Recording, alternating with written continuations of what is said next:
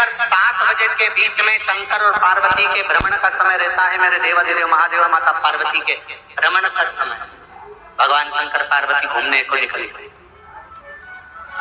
इसलिए हमारा सनातन धर्म कहता है शाम के समय पर माताओं को झाड़ू नहीं लगाना चाहिए, शाम के समय पर माताओं को चूड़ी बिछिया नहीं बदलना चाहिए, शाम के समय पर माताओं को मांग में सिंदूरा नहीं भरना चाहिए, शाम के समय पर माताओं को बाल नहीं बांधना चाहिए, शाम के समय पर माताओं को चौखट पर नहीं बैठना चाहिए। उसका कारण क्या है? क्योंकि पार्वती जी ने भगवान भोलेनाथ जी से कहा था कि तुम मुझे रोज शाम के समय प्रदोष काल में भ्रमण के लिए लेकर जाते हो, मेरे लिए आज्ञा क्या है? शंकर भगवान ने कहा सुनो पार्वती, मंदिर के अंदर नंदी रहता है, जाने वाला यात्री जब मंदिर में मेरा दर्शन करने आता है तो नंदी के कानों में कहकर जाता है कि शिव जी को मेरे यहाँ लेकर आना।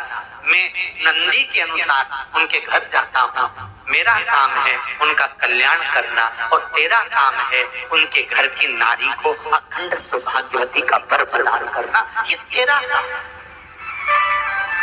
तब पार्वती माता ने कहा अखंड सौभाग्यवती होने का वर मैं तो दे दूंगी, पर उस समय पर माताएं चूड़ी बदल रही होगी, हाथ से चूड़ी निकाल रही होगी तो मैं वर कैसे दे सकती हूँ? मांग भर रही होगी तो मैं वर कैसे दे सकती हूँ? उस समय पर झाड़ू लग रही होगी तो मैं लक्ष्मी को वहां कैसे भेज सकती हूँ? आप बताओ। तो शंकर भगवान ने कहा प्रदोष का समय एक ऐसा समय होता है, शाम का समय ऐसा होता है जिस समय पर केवल शंकर और पार्वती की आराधना का समय होता है।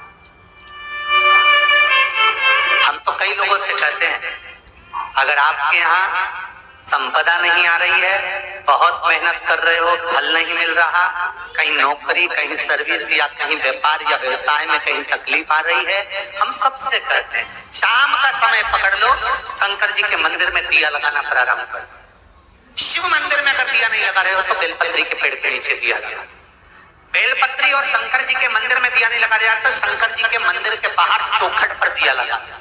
इतना भी नहीं कर सकते तो अपने घर के बाहर अपने द्वार पर दिया लगा दो, पर शंकर जी के नाम का श्री शिवाय नमस्तुभ्यम बोलकर शंकर भगवान को याद कर कर अपनी कामना कर कर बाबा का स्मरण कर कर पंचाक्षर मंत्र नमः शिवाय, षडाक्षर मंत्र ओम नमः शिवाय, द्वादशाक्षर मंत्र ओम नमो भगवते वासुदेवाय, जो मंत्र तुमको याद है उसका स्मरण कर कर लक्ष्मी हो चाहे नारायण हो चाहे राम हो चाहे कृष्ण हो, स्मरण कर कर शाम के समय बाहर दिया लगा दो, दरवाजे के पास लगा दो। वो सुनेगा जरूर, आएगा तो उसका वेलकम जरूर होगा और वो कुछ देकर जरूर जाएगा।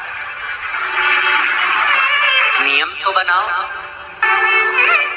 उसकी चौखट पर जाकर कहना पड़ा।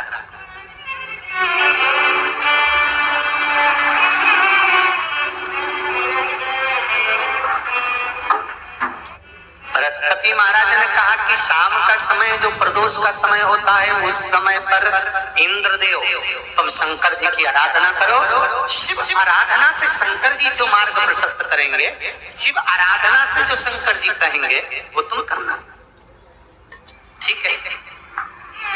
आराधना करी बाबा भोलेनाथ जी।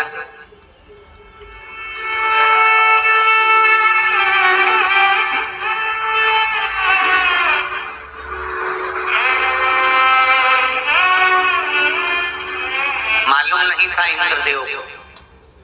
बृहस्पति महाराज ने प्रदोष की महत्वता समझाई तो प्रदोष का समय जानकर शंकर जी पर 7 बेलपत्र प्रदोष के दिन इंद्र ने समर्पित कर दी बिना सोचे। कितनी बेलपत्र? 7। प्रदोष का व्रत करो चाहे ना करो, मंदिर में चढ़ी हुई बेलपत्र को उठा लो,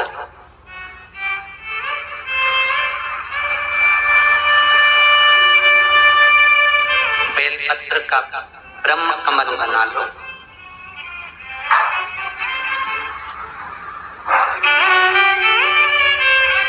ब्रह्म कमल का मतलब होता है डंडी बीच में रहे, आसपास पत्तियां रहे। 7 पत्ती का ब्रह्म कमल बनाकर, जैसे ये पत्तियां हैं एक जैसी रखी हुई हैं तो इसको फैला जाए, 7 पत्ती को आपस में फैलाकर ब्रह्म कमल बना। प्रदोष प्रदोष का व्रत करें ना करें, जरूरी नहीं है कि वृक्ष से ही पत्ती लेकर आओगे तो ही शंकर जी को चढ़ाओगे। शिव जी पे से चढ़ी हुई उठाकर धोकर ब्रह्म कमल बनाकर बाबा से विनय कर कर, हे प्रभु आज मैं इस काम के लिए जा रहा हूं, बाबा मेरा यह कार्य है, बोलकर श्री शिवाय नमस्तुभ्यम बोलकर शिवलिंग पर समर्पित कर दो।